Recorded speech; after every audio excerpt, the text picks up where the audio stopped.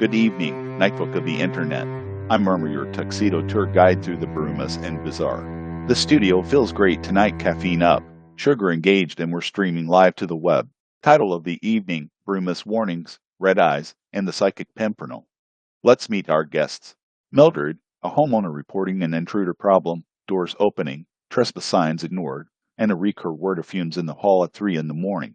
Yes, it's like hot copper and downpool. It clings. Samuel Barton Hale claims he found a lattice opening in an old courtyard wall and a messenger pigeon that flies in and out with notes. Tiny scrolls, tight script, no return address. Dr. Winsomely, author of Extinction Debt, Are Cryptids Next, here to consider whether legends survive climate chaos. Doctor, welcome.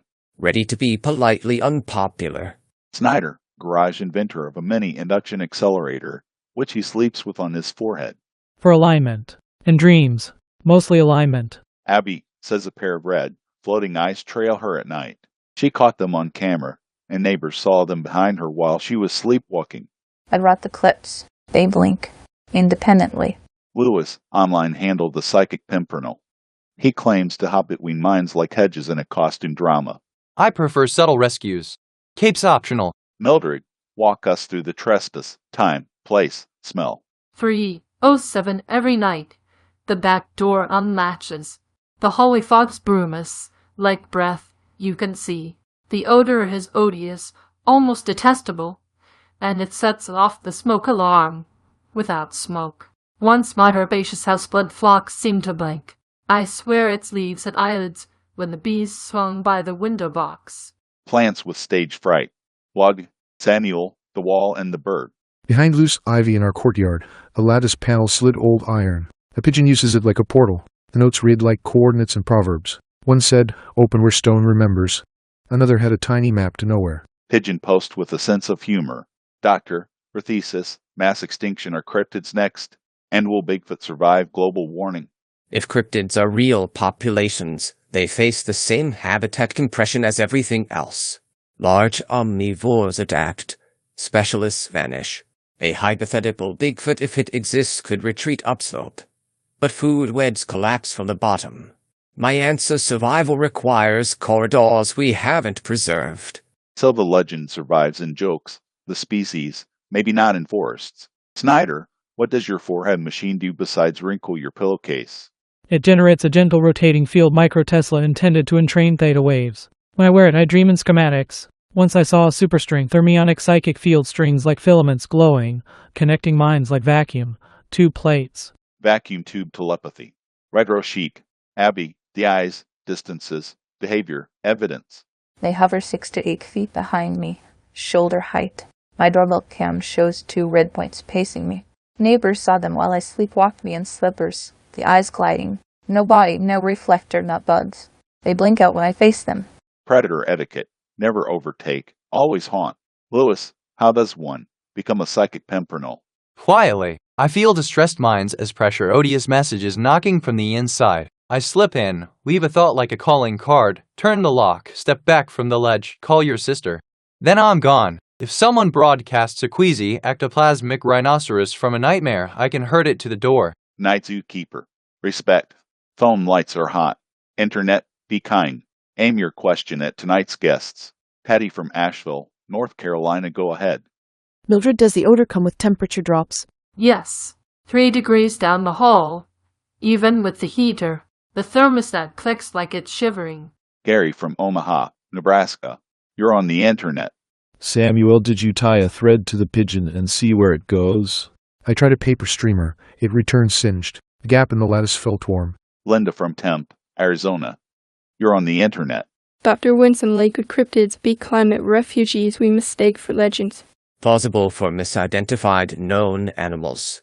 For undiscovered apes, extraordinary evidence required. Kelly from Bangor, Maine, welcome to the show.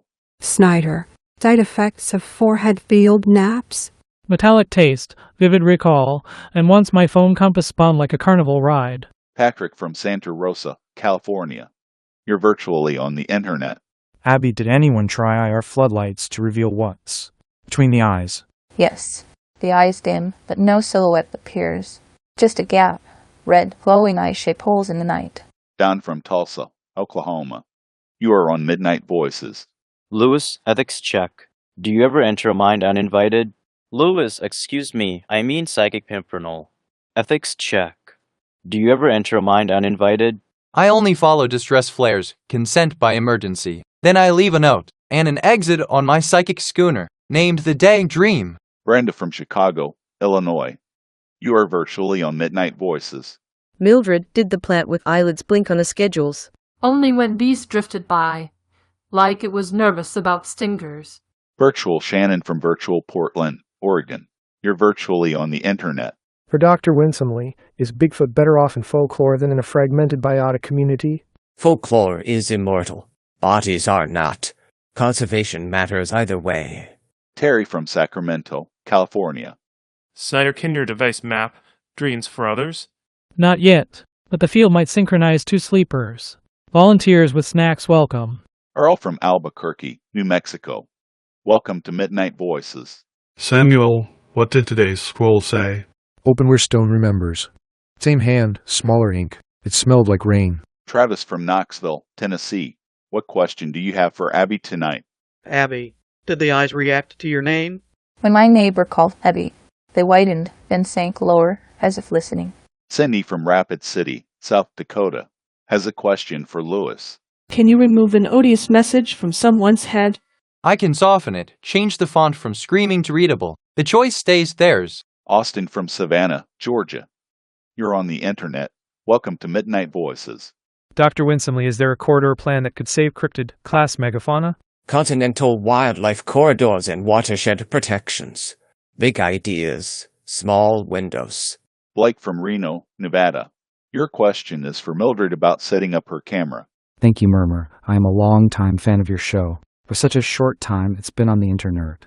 Okay, Mildred, have you set a camera at 307? Tonight, I'll aim it at the door and the plant. Marcia from Providence, Rhode Island. Welcome to Midnight Voices. Snider, try your field on the plant. See if the eyelids show again. With permission from Mildred and the plant. Yes. And from Flagstaff, Arizona. You're on the Psychic Internet. For Abby, do the eyes reflect in mirrors? In mirrors they appear behind my shoulder, the hands with closer. I do not love that. Melissa from Boise, Idaho. You're on the internet. Welcome.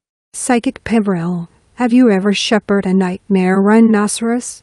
Twice. You don't push. You open a gate and think of wide grass. Henry from Pittsburgh, Pennsylvania, has a question for Dr. Winsomely. If cryptids are gone, do we keep telling the stories? Please do. Stories arouse the mind. Robin from Santa Cruz, California. Samuel, draw the coordinates. I'll check maritime charts. I'll post them after the stream minus my address. Joyce from Mobile, Alabama. Welcome. Mildred, odors can be chemical. Check the water heater vent. On the list. If it hisses, I'm moving. Helen from Spokane, Washington. Have you tried powdered cinnamon on the windowsill? It sometimes outlines what crosses. Done. If I get cinnamon paw prints, I'll call back. Phyllis from Detroit, Michigan. It's great to have you here. Snider theta waves are delicate. Please don't overcook your brain.